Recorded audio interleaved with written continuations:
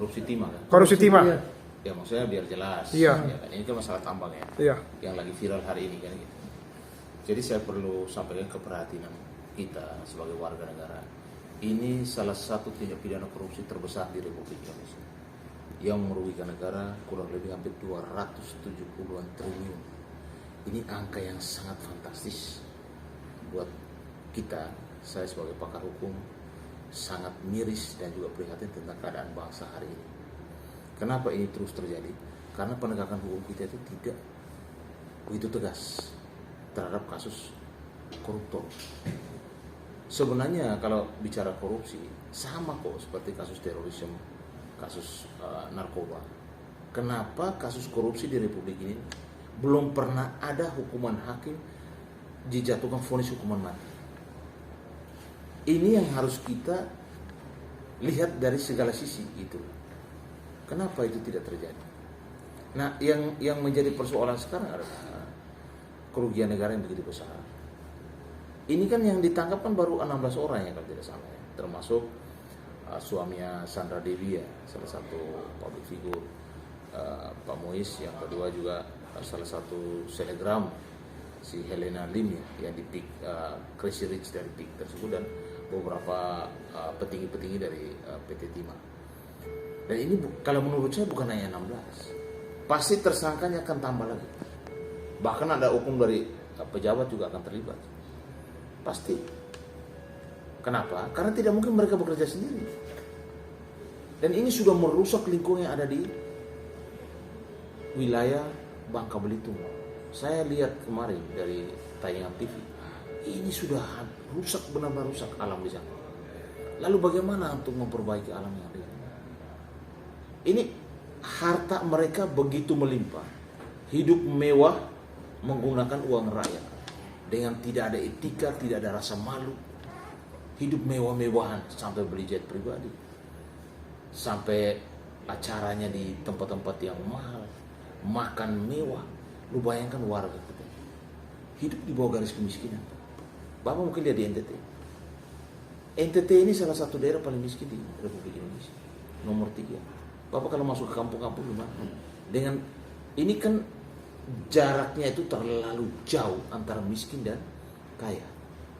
Jadi saya pertama apresiasi kepada pihak Kejaksaan Agung, terutama komandannya, Bapak Jaksa Agung, yang begitu berani membongkar kasus ini. Karena kasus ini sudah dari 2015. Yang kedua, tindakan tegas ini harus ditindaklanjuti sampai benar-benar ada kepastian hukum. Yang pertama, rekening para koruptor ini harus diblokir.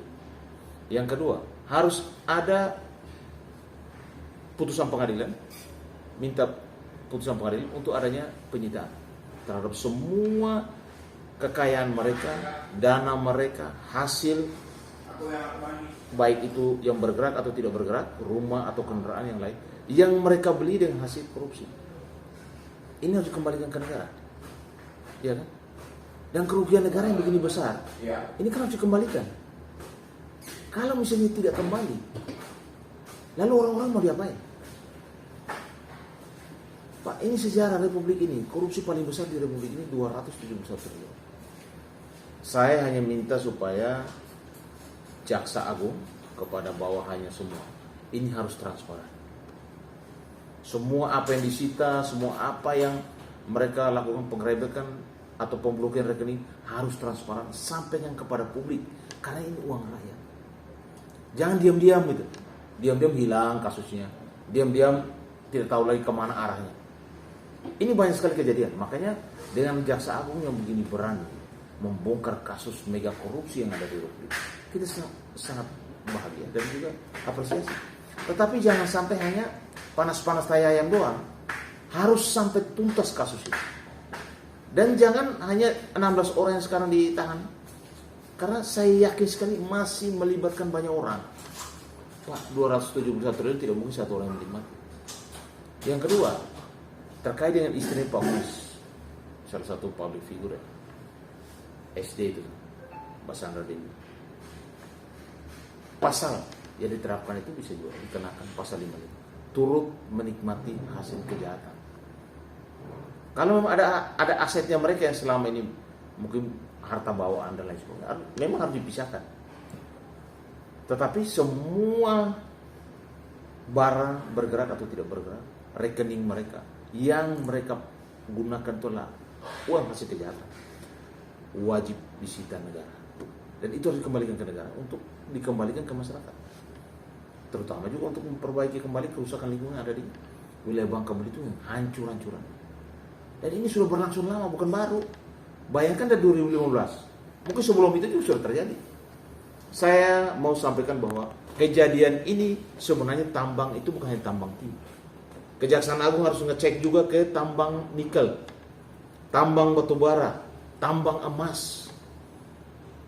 Jadi memang kejahatan korupsi di wilayah tambang ini bukan hanya di timah. Jadi saya harapkan supaya ini harus melebar ke beberapa aset negara, sumber daya alam kita yang diporak-porandakan, yang dicuri hasilnya untuk kepentingan kelompok itu dan kepentingan pribadi mereka.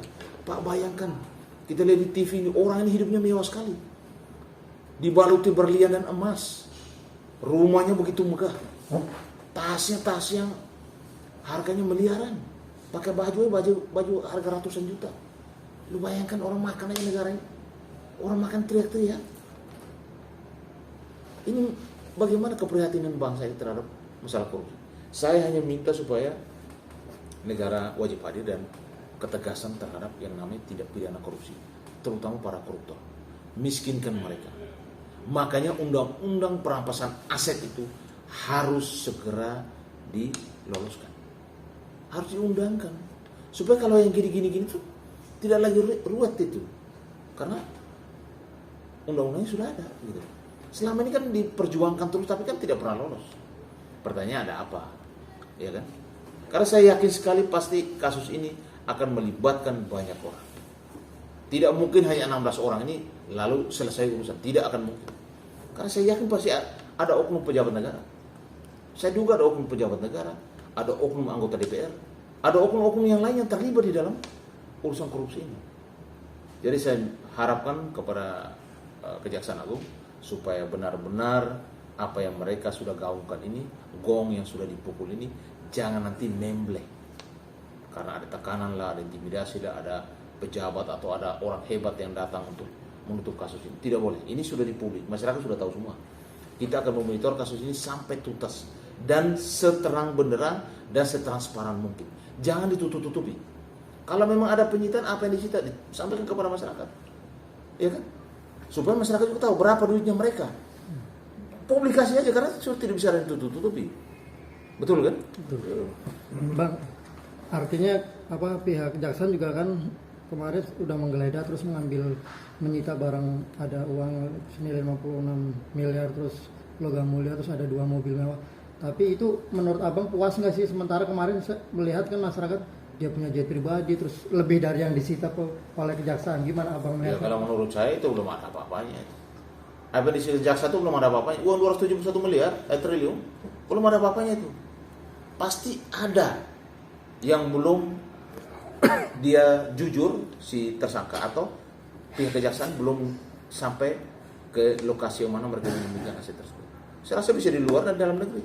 Ya, rumah ada di luar negeri. Pasti ada aset yang di luar dan juga ada uang yang mungkin bukan hanya taruh di bank di Indonesia, bisa saja di bank di luar negeri.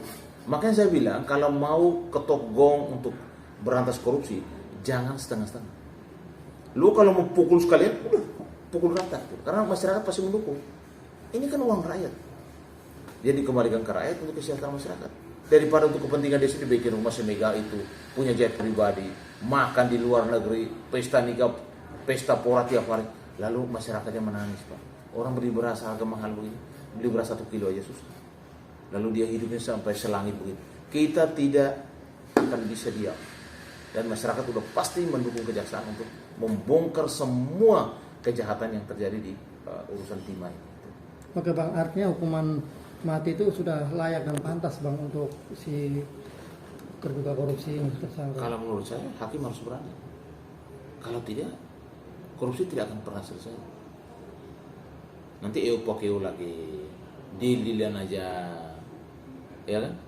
Lalu terjual beli kasus, ada mafia kasus, ini bisa terjadi.